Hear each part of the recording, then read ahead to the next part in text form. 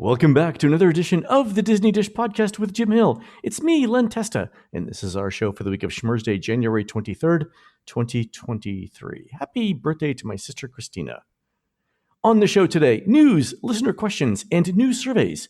Then in our main segment, Jim and I talk about the history of Animal Kingdom's Wild Africa Trek, which made its debut on this day back in 2011. Let's get started by bringing in the man who said the best piece of relationship advice his mother ever gave him was, just because you see red flags doesn't mean it's a carnival. It's Mr. Jim Hill. Jim, how's it going? It is going well. And by the way, just take a moment to tip of the hat to my mom, who turns 91 next month. Originally born Barbara Ann Grant. We have a silver christening cup with her initials, B-A-G, bag. Then, the poor woman, she then goes on to marry my father, Frank Robert Hill, in 1953. So now her initials get turned to B-A-H, bah. So bah. Bag to bah. It's like very dignified woman. So, Jim, I think the fact that your mom has made it to 91 and is your mom means she is genetically impervious to stress. Like, we should be studying your mom for a variety of reasons, Jim. One of the things I'm genuinely grateful to my mom for. I mean, I feel like I get my storytelling ability from my dad, but my sense of humor from my mom. But I remember very vividly being like 4 years old and carrying a piece of paper to my mom and saying, I need a map of the woods behind the house. Could you help me out here? And she studied. She was a Boston University art student. And so, she sits down and she draws a map of the woods behind her house. And so she does the known landmarks, that is the Elephant Rock and Monkey Tree House. But then at the edge, the very edge of the map, she literally letters in, "Here be dragons." Nice nod. Well, no, that's it exactly. And I was forever grateful for the notion of, I'm in suburban Massachusetts. All right. It's just the notion of, step over the stone wall and it's like, wow, over there could be dragons. There could be dragons. That's okay. Beautiful. So that's a fantastic story. Well, happy birthday to your mom. No, I will. So. All right, Jim, let's do a quick shout out to subscribers over at disneydish.bandcamp.com. Thanks to new subscribers Rachel Sharrow, Chris Douglas, and Diz Girl Tammy, and longtime subscribers Emily Marcus, Deb Bray, and Kathy Hines. Jim, these are the Disney cast members who are magically turned into furniture and other household accessories when they go to work at the soon-to-be-reopened Enchanted Tales with Belle over in Walt Disney World's Magic Kingdom. They say that while being turned into a clock or wardrobe isn't the most traditional job, the maintenance oil that Imagineering uses does wonders for the skin. True story. You never think about how these roles are filled, do you, Jim? And yet there's a story behind each of them. I have so many questions about, the job postings for that. There we go. We'll just leave it at that. Okay. Yeah. Exactly. How do you feel about mahogany? Exactly. You good with paint? Are you allergic to latex paint? Just asking.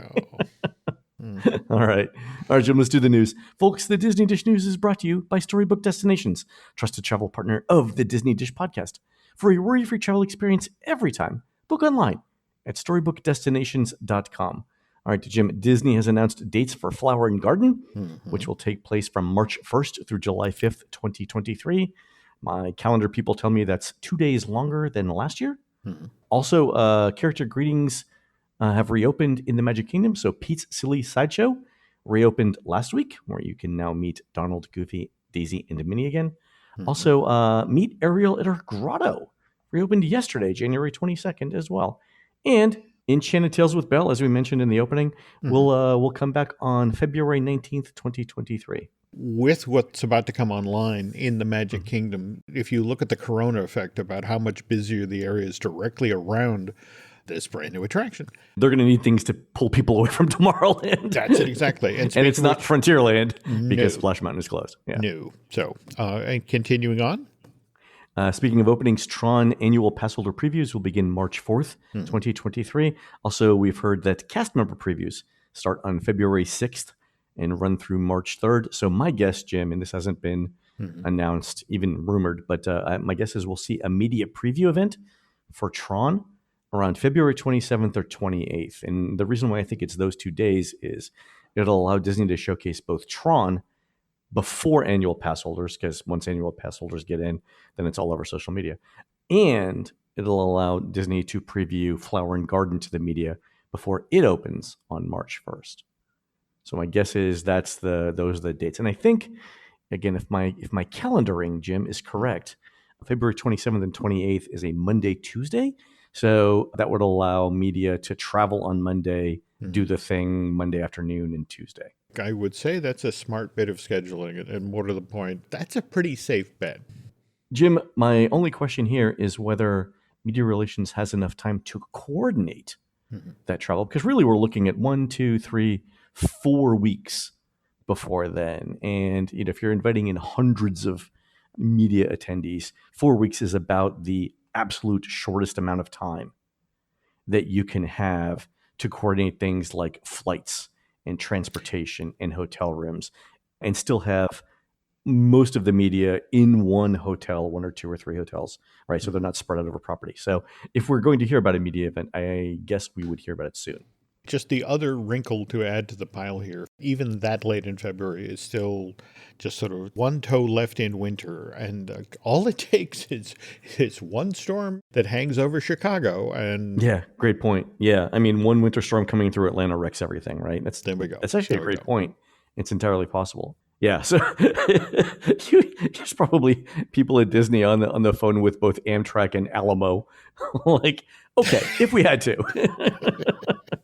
Our backup plan is this. All right. There you go. Speaking of openings over in Disneyland, we've heard that Mickey and Minnie's Runaway Railway will use a virtual queue and Lightning Lane when it opens, actually later this week, Jim, January 27th.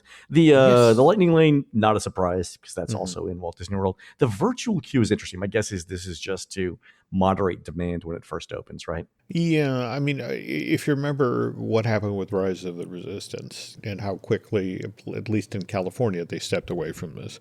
Going to be interesting to see how long that sticks. My guess is not very long, yeah.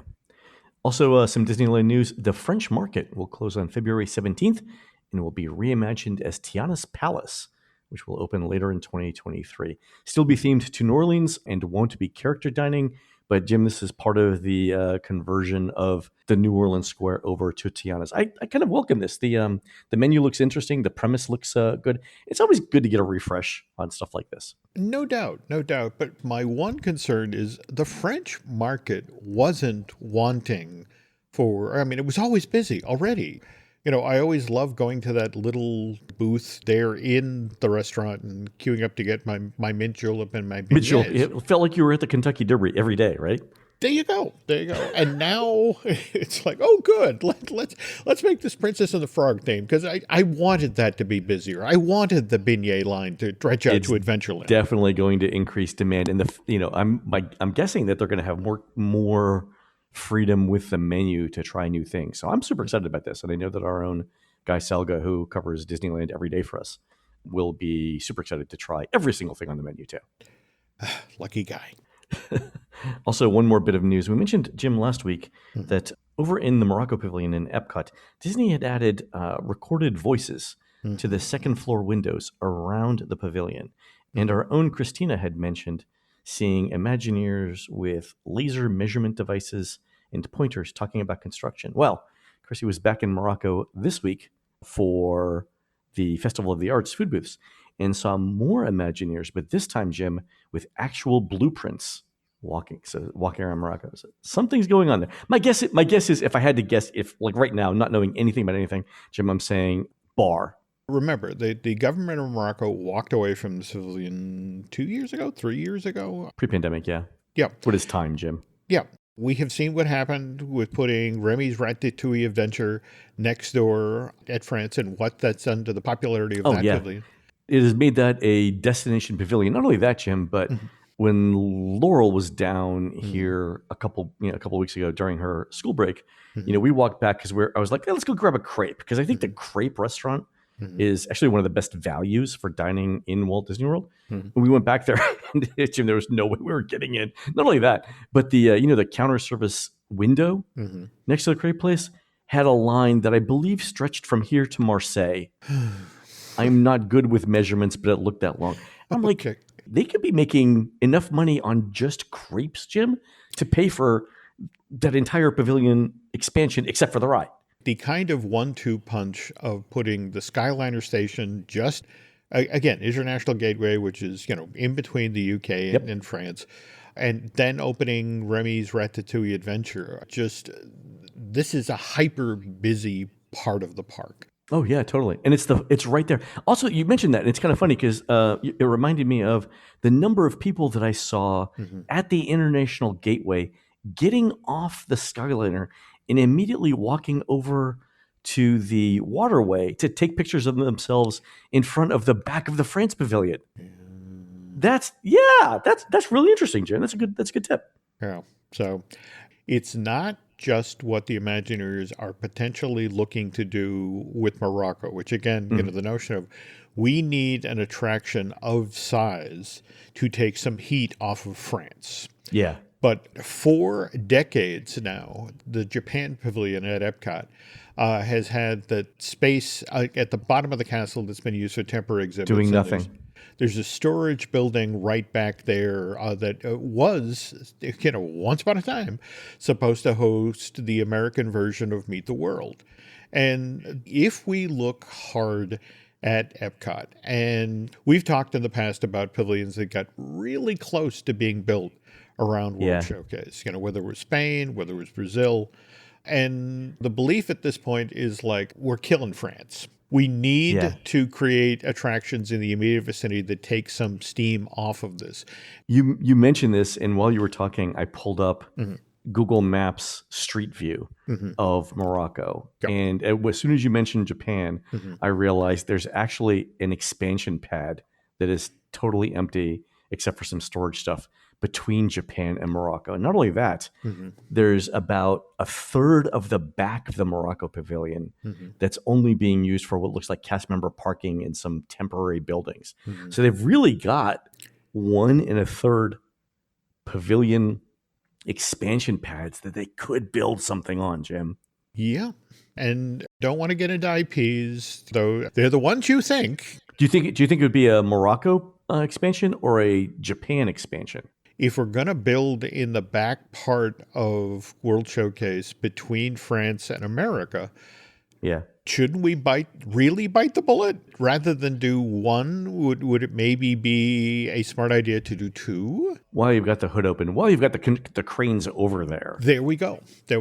But there's a reason why they keep circling back there with blueprints. I think part of the problem right now is convincing Disney's board, at a time when you're already pouring a ridiculous amount of money into the old Future World section of the park. It's like, hey, we also need to do something at the back of World Showcase because, frankly, we have an issue right now with France. Well, there's a number of things, too, right? We all know that new attractions are what drives people to visit theme parks. And Epcot's got room without having to expand beyond the berms. Whereas the Magic Kingdom doesn't really. And the Magic Kingdom just got, is getting a new attraction in Tron and stuff like that. I do note, Jim, that there's actually room on both sides of the Japan Pavilion. That's interesting. By the way, have you heard that Disney's parks CapEx was like quietly increased by over $1 billion after the fiscal year started? Yeah, I think we actually talked about this in a recent Disney-ish, but more to the point, you and I also talked about, given what it costs to make a new Disney attraction of size these days. Yeah, that might be like 2 things. No, that's it exactly. So just to bring this to where the story started today, when Chrissy reached out the other day and said, I'm back at Epcot and the people with the blueprints are back, it's like, behave yourself. Exactly. It's considered poor form to tackle an Imagineer and rip papers out of their hands. What are you looking at? And she knows that now, Jim. And she knows that now. Okay, well, there we go. So. All right, Jim, we have time for some surveys. Let's go over them because some of them are new and interesting. Our friend Jim Martin sent in a universal survey with a question I've never seen before. And the question is this: what's the funniest thing that's ever happened to you while visiting a theme park? Are they trying to capture some magic here and be like, oh, we can reproduce this on scale? Because Jim mentioned interacting with citizens of Hollywood while he was eating something. And I'm like, it was a great story. But I guess my question is like, are they trying to find commonality in what's funny and do something with that? That is a genuinely strange question. Because face it, humor is subjective. Humor is personal. Yeah. But the funniest thing that ever happened to you while visiting a theme park... Got to make a call or two to Universal and find out what is that about. Yeah, what are you doing with that information? Because Jim had a great anecdote, but like, what do you do with that? I guess it would be like, is it if you broke down the answers, right? And it was, here's something funny that my family said, right? Well, that's one kind of story. But if it's a funny encounter with a cast member, especially like to Jim's point, a Citizens of Hollywood cast member or a role-playing cast member, then that might be something they could replicate at scale, in which case they would do it, right? So maybe that's what they're looking for there. All true. Let me know what you find out. Okay. All right. Our friend Tim sent in a Disney survey where the sequence of questions might reveal what Disney is thinking. So there's 3 questions here I want to go through with you, Jim. One of them is this. Which of the following describe why you did not spend more days at a Walt Disney World theme park on your most recent trip? And we've talked about this before, right? And there are choices like there's not enough entertainment. I wanted to visit other Central Florida theme parks or water parks. I wanted to spend more downtime not in the parks and so on. The next question after that was, of the things that you selected, what was the top reason why you did not spend more days at a Walt Disney World theme park? And this is where Tim's responses made me think, because Tim's responses were all about the cost of the trip. So in this case, the question read, what's the top reason why you didn't spend more time at Walt Disney World? And the choices were, I wanted to limit my trip cost. It wasn't worth the price to add another day to my ticket, or another reason. Okay. And then the next question after that, or like a couple questions later, was, how many times have you ever visited or experienced each of the following? And it was Shanghai Disney, Disneyland Paris, a non-Disney multi-day cruise vacation, Tokyo Disney, Hong Kong Disney, Alani, a Disney cruise, Adventures by Disney, or the Disneyland Resort. And I think here, Jim, this combination of questions, especially when people answer cost, might be Disney trying to figure out how many dedicated fans they're pricing out. You and I have talked about how Disney may be losing the middle class. Yeah, young families, yeah. So, yeah. And that's interesting. But if they're also losing sort of dedicated fans, we've talked about this before, right? I think the phrase we use on the show was like eating your seed corn. There we go. Which is basically like alienating your core group of advocates, the true Disney fans. I think this might be them trying to quantify that. We'll see. Nice to see them finally acting on this, but I am a little concerned that the barn door has been open for quite a while.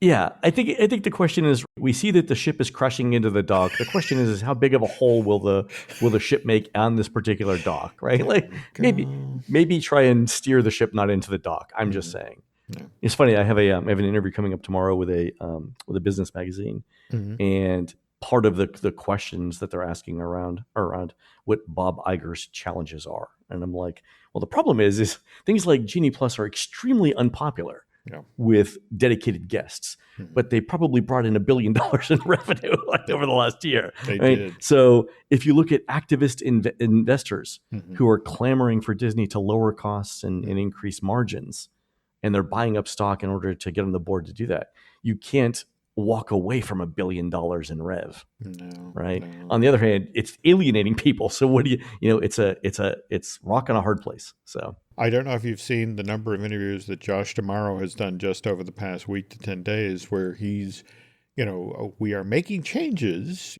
Yeah, making changes. He was in the Magic Kingdom yesterday, walking around with Iger in the Magic Kingdom in Tomorrowland. So, Jim, I think it's absolutely common for a company CEO and the president of the parks to, just walk into the Magic Kingdom and grab a float from Anti-Gravity. That's just another day. There's nothing to be. I will say this, though. Somebody sent me a photo of Iger walking, and in all seriousness, that dude is dressed really well. Like, he is, not only does he look good, it all looks very casual, and it looks super comfortable. Yeah. Like, the first thing I noticed in that picture, other than the fact that Bob Iger was in the Magic Kingdom, I'm like, I would love, and I'm being serious here, I would love to talk to a stylist, because I would adopt this look if I knew what to buy. Honest to God, Jim, literally the first thing I thought after Bob Iger's in the Magic Kingdom. Trades yesterday had a story about the new chairman of Disney's board, the gentleman from Nike. His going away present for Bob Iger were 6 pairs of Nike's best. Hey, Mr. Casual, add this to your wardrobe. Well, Nike bought Echo, which is one of my favorite favorite brands of casual shoes. They're super comfortable.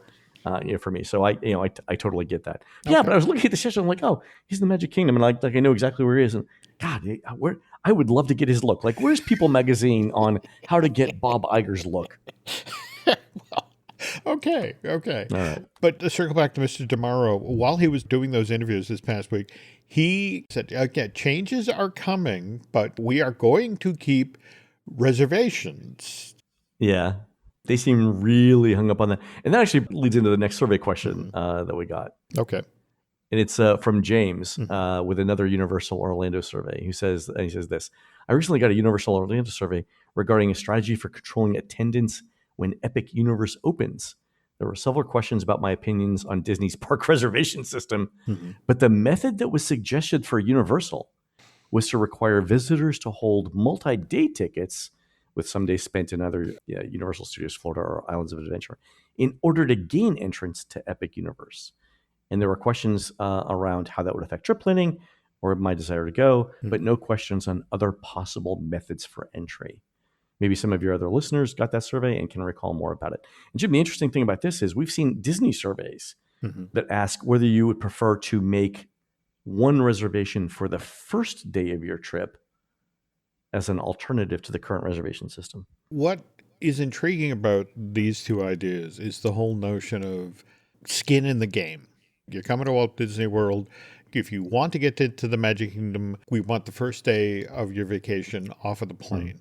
The time when you have the most money in your wallet. Yeah. And most people, I think, if I guessed, most people head to the Magic Kingdom on the first day of their trip. Yeah. But especially heading into Orlando of the future, where, again, just talking about an epic universe rising up and being the next generation of theme parks, that may change. If Disney deliberately sets up a reservation system where, okay, you want to get access to the park, you got to commit. First day of your trip to here. Yeah. I don't know if I told you this, but we're working on a redesign of the website, and one of the things that I did for the website is I went looking for in our surveys comments about the website and the utility and stuff like that. And the side effect of that is I ended up reading literally thousands of comments about Walt Disney World and Universal, and the number of times that people said nice things about the fact that Universal didn't have park reservations. Like, Jim, it happened over and over and over again. Like, it's a constant theme. So I get that everyone in Disney understands that it's a pain point for consumers. The only thing I got to believe is they're making so much extra money, or they're saving so much money on labor that it has to be almost out of the question for them to change it, because it's so unpopular. The thing that they must be getting in return must be so valuable to them that they're hesitant to even talk about it. Just to sort of tie back in with last week's show, remember we talked about the announcement that people would no longer have to pay to park at the on-site resorts at Walt Disney World. But again, I mean, give Disney credit. They gave up revenue there. They gave up that revenue. They gave up something that guests have complained about. Yeah. But, it's a case of what are we willing to toss over to the side? The reservation, the money we make off of reservations and Lightning Genie Plus, Lane. Or parking. Yeah. Hey, you pile up one pile of money next to another pile of money. Oh, that's smaller. Okay, we can lose that. I wonder if that was a test to see how far that specific thing moved the needle. I mean, don't get me wrong. It was something that we complained about every year in the book. So it's a good thing in general. The thing that Bob Selinger asked me to do for the book is to put that, $15, $20, $25 per day of savings in the context of every other thing that now costs money that didn't before. Right. So I haven't done that yet, but when I do, I'll mention it on the show. I'm interested to see what you find out there. All right. Diana sent in another Universal survey that asked, among other things, for you to describe fans of certain celebrities, movie franchises, and places. And lots of people send in similar surveys. I think, Jim, whenever Universal sends out a new survey, we get like a dozen of them on the first day. So thank you to love Andy. You people. Thank you. So, So thanks to Andy, Natan, Michael, David, Stephen, Matt, Andrew, and many, many more who sent in this. So here's the question, and a lot of them follow the similar way. It's, how would you describe the hardcore fans of Jurassic World? And it's an either or. So imagine two columns of words, right? And they're opposites, and you have to choose one or the other. So how would you describe hardcore fans of Jurassic World? One choice is ordinary or unique. The next one is upper class or lower class. And this is where Diana wrote in and says, like, I'm kind of uncomfortable having to categorize hardcore fans as, upper class or lower class. And I guess the question that she had is like, what do you do with that information if you're Universal? So other pairs of words, nerdy and cool, introverted and extroverted, mostly men, mostly women, respectful or inconsiderate, serious and silly, highly educated, basic education, insufferable, likable, and so on. And so the people, places, and things that were mentioned in this survey include things like Mickey Mouse, Stranger Things, Disney Parks and Resorts, and Ryan Reynolds. Oh. Canada's national treasure. No, not Ryan Reynolds. Yeah, like if Ryan's listening to the show, and I'm not saying he doesn't because I don't know. If you need those survey results, we might be able to get them for you. Let me know. Have you been following what's been going on with the tech rehearsals of Super Nintendo World out in Hollywood? No, I haven't. I'm trying to go in spoiler free, but what have you heard? Okay. It's been kind of interesting to watch what's been happening about one specific issue, Len, and this is sightlines. There are Disney fans who have been going into Super Nintendo World and literally standing in the middle of this highly themed environment and deliberately looking for angles where, for example, if you stand down in that land, you can see out and see, for example, the Jurassic World drop building or the Universal Sheraton at the very top of the upper lot.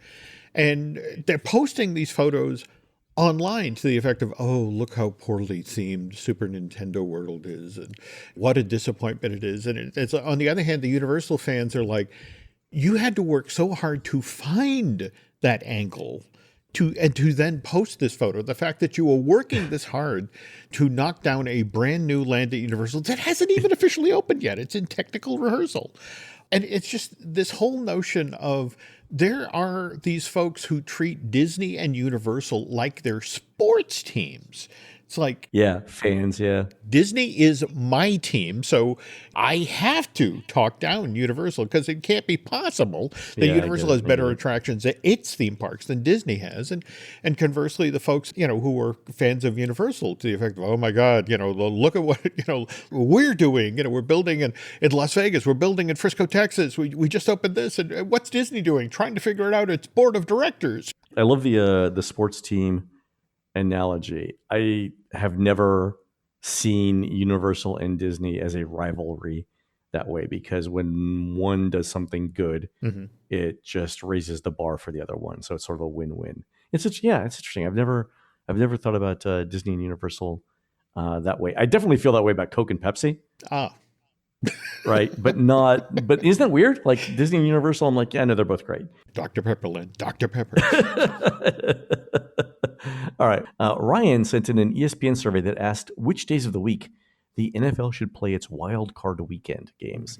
As many of you know, the NFL had a Monday night game this week for the playoffs, and that was the Cowboys and the Buccaneers, and had not done this prior to 2022. So the question is this: in your opinion, which days of the week should the NFL wildcard games air on? Select all that apply. And Ryan picked Saturday and Sunday. And I think, Jim, this has to do with what Disney's willing to pay for broadcast rights for these games. So I think in the near future, for example, Disney has to decide how much ESPN and ABC are willing to pay for things like the NBA and college football broadcast rights, because they're very expensive, right? I think Amazon's paying like $1 billion a year for just one Thursday night football game per week, plus like one preseason game. And ESPN viewership is on a downward slope. So Disney's trying to figure out what kind of viewership it might get if ESPN or ABC carried a Monday night football playoff game, I think. That's my idea. What do you think? I think you were right on the money here. If you think about when Disney bought ABC Cap Cities back in 1995, ESPN was sort of the add-on, not realizing, what that would turn into for the company and how much money it would make. And now to live in this world where people are cutting their ties to cable and trying to decide which subscription streaming services they're subscribed to or which terrestrial television, that they continue to watch. And it's a very, very, very different media landscape. And you mentioned the cord cutting and stuff. The one thing I have seen, though, is that sports is the one thing that people will not watch later. Like sports has to be watched when it happens live. Nobody's waiting 3 days to go back and watch a replay of the game. So that's where they have the most opportunity to say, I know how many people are viewing this. Like it's immediate viewing things, and sports is unique in that respect. Super interesting. Excellent observation. Oh, cool. Jim, we have a bunch of listener questions, but we're already running a little bit long on the show, so we're going to save those for next week. We're going to take a quick commercial break, and when we come back, you and I will talk about the history of Animal Kingdom's Wild Africa Trek, which is celebrating its 12th anniversary this week.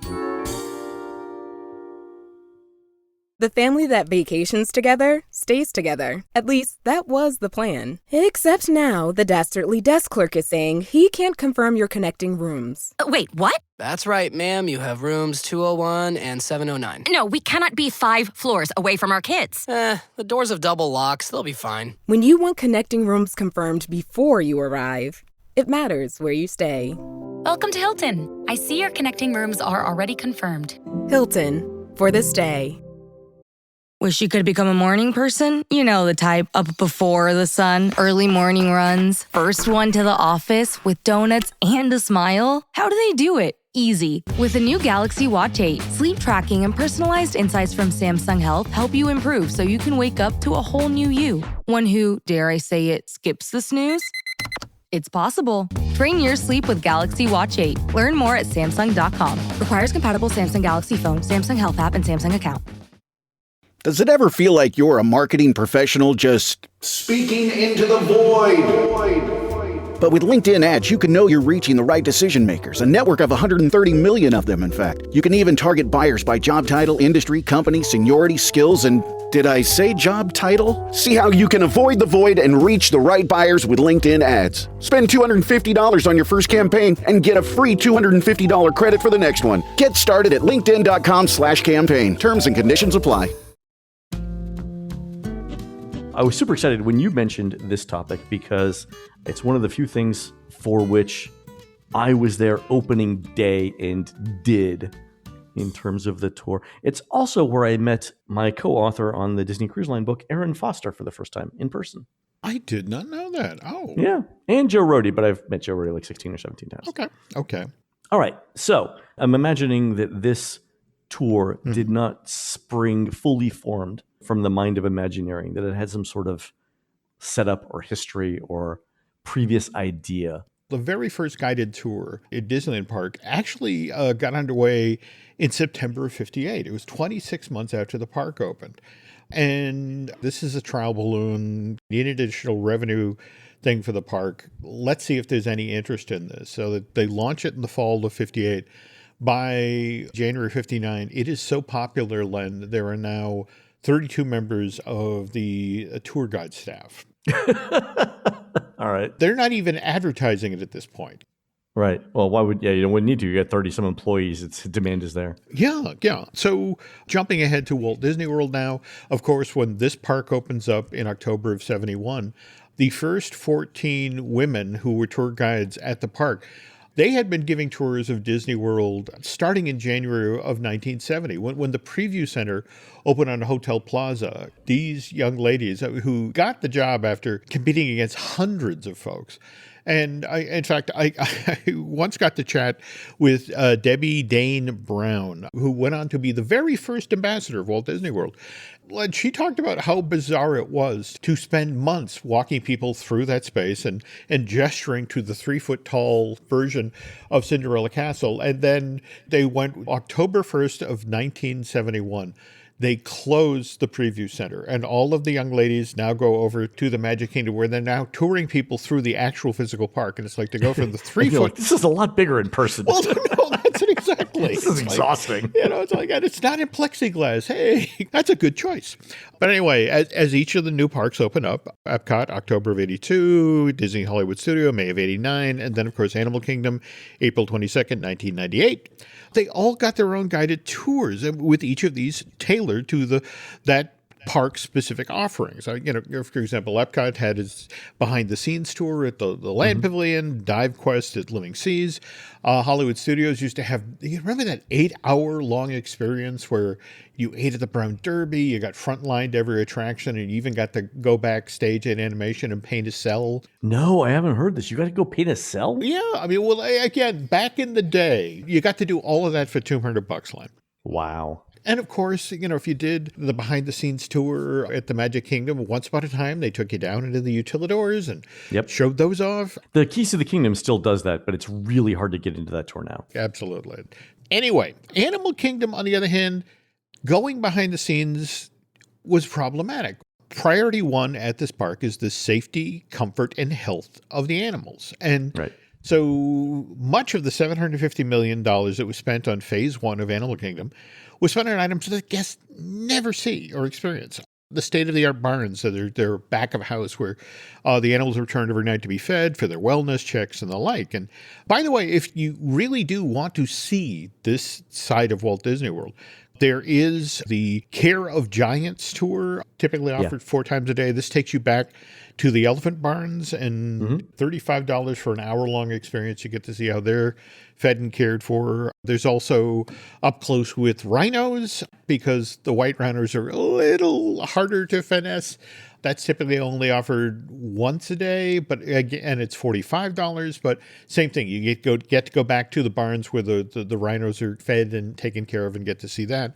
Right. On the other hand, season 2 of the Magic of Disney's Animal Kingdom just started up over at Disney Plus, and narrated by friend of the show, now Disney legend, Josh Gad.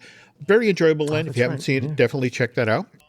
But those were the only 2 tours that you could do backstage at Animal Kingdom, largely because that theme park was set up to keep both the animals and the guests safe, because setting up enclosures that had huge, deep trenches between the guests and the animals to give you the impression that there are no barriers. But here's the thing, even with deep barriers, animals will get out. Did you see just earlier this week the news out of Dallas about Nova, the clouded leopard that got out? Yeah. Yeah. These things happen, Jim. It did end happily. I mean, they closed the zoo for the day and then began looking for Nova. And it turns out she'd only gone a couple of yards away in a thicket of trees near her enclosure. And they were eventually able to persuade her out of the tree and back into her enclosure. On the other hand, there are folks in Dorchester, Massachusetts, who still talk about what happened in 2003, where twice inside of 2 months, Little Joe, a 5-foot-tall adolescent gorilla, got out of his enclosure at Franklin Park Zoo and then made it out onto Blue Hill Avenue. And in both cases, Little Joe was taken down in a hail of tranquilizer darts and then hauled back to the zoo. But he had managed to climb out of his enclosure twice. And this had a moat that was supposed to keep him at a distance between the guests at Franklin Park. And so Disney wanted to avoid this exact same thing when it began toying with the idea of doing a special on-stage experience at Disney Animal Kingdom, something that would seem to place the guests in with the animals, but not really. So this brings us to Wild Africa Trek at Disney's Animal Kingdom, rose out of the wreckage of Disney's Night Kingdom. That was a minor park that was proposed for Walt Disney World back in 2008, right? Yeah, ish. Yeah. Yeah. So the Imagineers take elements from Disney's Night Kingdom, for example, suspension bridges, that were placed over crocodile pits.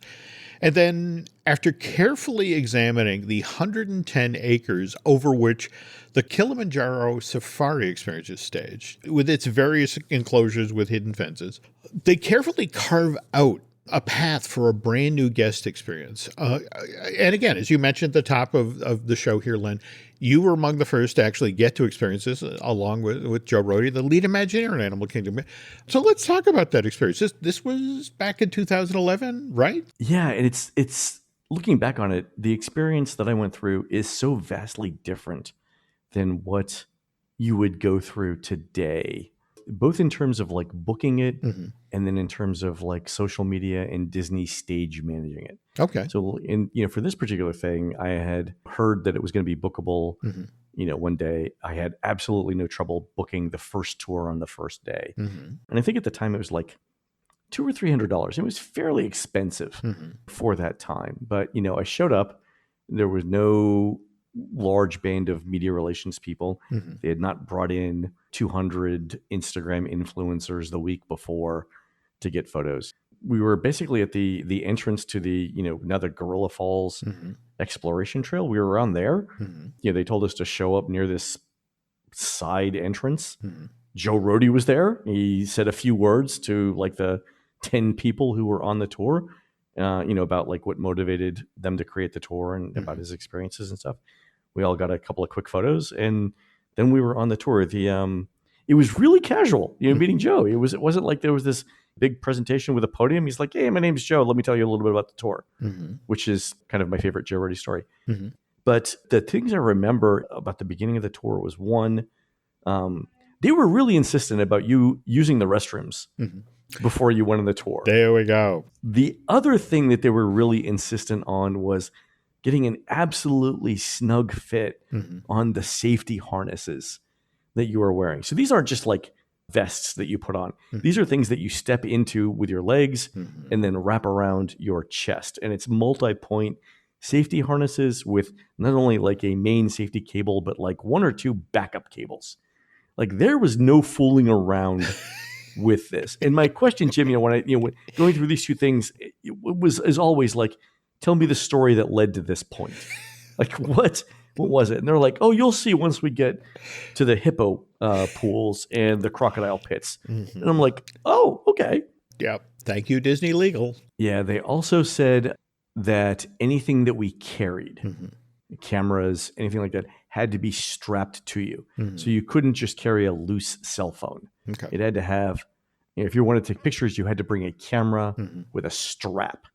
And the strap had to be like around your neck or around your wrist at all times. Like Mm-hmm. you couldn't just carry it. Also, things like water bottles had to have clips Mm-hmm. that were on your. So basically, you couldn't drop anything into the enclosures, which totally makes sense. Yep. But if you hadn't planned for that, right, it was different. So can you walk through sort of the batting order of this initial Wild Africa trek? Yeah. So we started, I believe, at the Hippo Trail, where they gave us some lettuce Mm-hmm. to throw at the hippos. And the hippos were sort of, if I remember, the hippos were glad to see us, Mm-hmm. but hippos don't move very fast. It's not like throwing a dog a treat. The hippos sort of like came over to where you were eating and sort of ate the lettuce. But I definitely got a sense of ennui Mm-hmm. from the hippos. Like, the cool thing about that, though, was after the hippos, Mm-hmm. we immediately went into the rope bridges. Mm-hmm. And this is the part that you can see when you're on the safari. And let me just say, Yes. this is actually the coolest part Mm-hmm. of the entire trip, because you're going from the hippos, you're like 20, 30 feet above the enclosures, the ground of the enclosures. They send you one at a time Mm-hmm. over the bridge, and if you're in pairs, they will let the first person stop Mm-hmm. so that the second person can take photos of them. And then the same thing in reverse. Like when the first person gets to the end, the second person can stop in the middle of the rope bridge and get a picture of just them on the bridge. So that's kind of cool. So you definitely have the chance for really, really good photos. Mm-hmm. Then you do the crocodile Mm-hmm. enclosure, which is pretty cool, actually. Again, the crocodiles just kind of sit here. Mm-hmm. And then you walk through a little bit more. I think there's one more enclosure, if I recall correctly. But eventually you end up on a safari truck. And you would think it's the same safari truck that they use during the Kilimanjaro safaris. But it's actually a different truck, Jim. Mm-hmm. This is more like a flatbed pickup with wooden sides that have been placed so that you can stand up. And again, you're sort of like harnessed in and you drive around the savannah. But it's a completely different vehicle and much smaller than the one that typically goes out on the safaris. Mm-hmm. Anybody who's been on Kilimanjaro Safari, I mean, you zoom through that 110 acres, you get to see spectacular view of the animals, but this is different. This is a leisurely tour through the Yeah, space. you get much more time with the animals. Mhm. And you also drive in on parts of the savanna that the big trucks aren't allowed to go, right? So you get a better view of like the giraffes, for example, if they're up on the hill. Like when you sort of make that big first turn, you go past the painted dogs, make sort of the big right turn, and the giraffes are kind of there. There are places that the Kilimanjaro Safari's vehicles cannot go, where these little pickup trucks can go. So you get up close views of the giraffes there. Also, the elephant wading pool or bathing pool, you get much closer to. Cool. Yeah, so that was really, really good.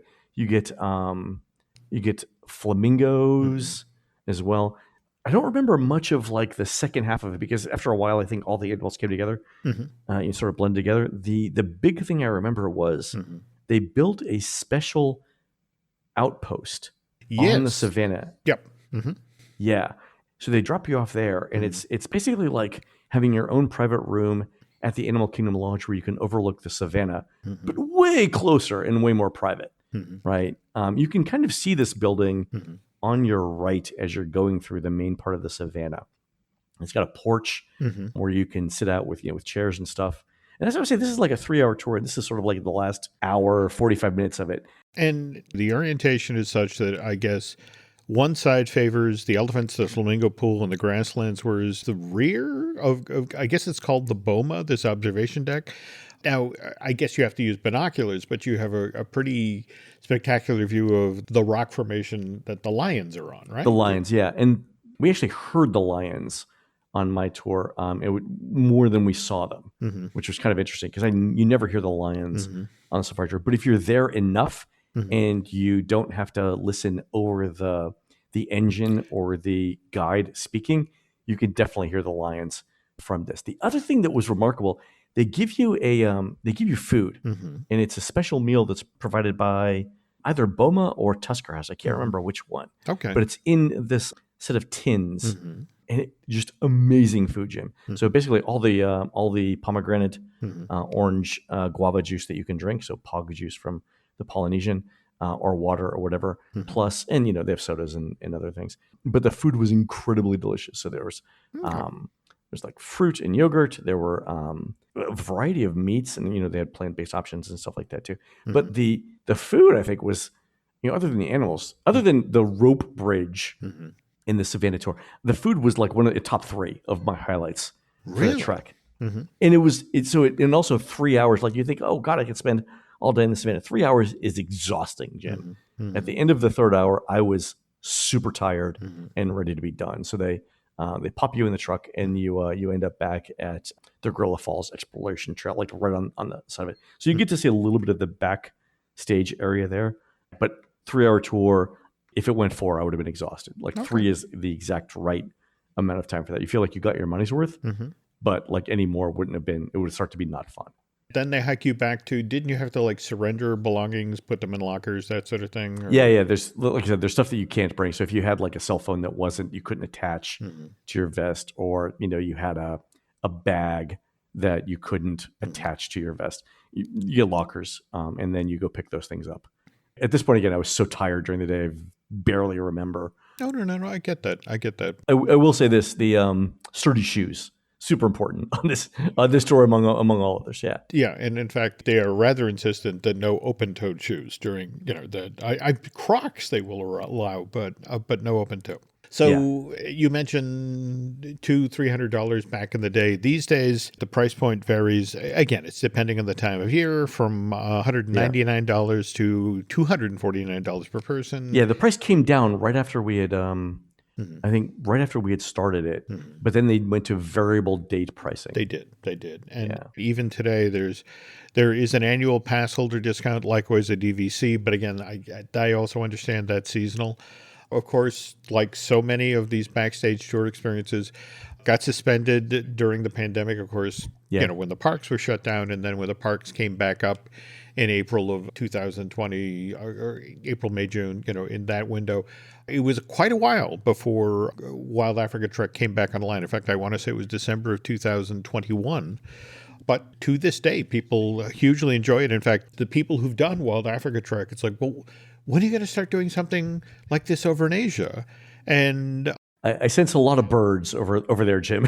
A lot of birds. Oh, also, there's the matter of the tigers. There is the tiger, yeah. And in fact, the interesting thing is that if you drill down into the original history of Kali River Rapids, back when it was called Tiger River Rapids, concept art actually shows you guests in rafts floating past the Maharaja's abandoned hunting palace. And you can literally see tigers out in the open just across the way. And it was one of these things where they brought the animal experts in and it's like, oh, that's a cute painting.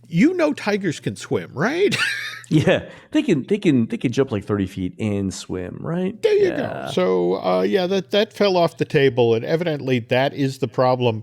Everything in Asia will kill you. And just even, for example, do you remember which the celebrity was who, again, it's one of these things, why would you want to go into the Komodo dragon exhibit? But evidently he and his wife went into the Komodo dragon exhibit, and the Komodo dragon then bit his wife on the ankle, and it turns out their mouth is so septic that it took months of procedures to finally heal this poor woman. So yes, their mouths have so many germs that this ain't happening in Asia. So enjoy Wild Africa Trek. But no, thank you. That was a great walkthrough, Len. And it was at least it was a lot of fun to do. I would totally recommend it if you've got the time and the interest and the money.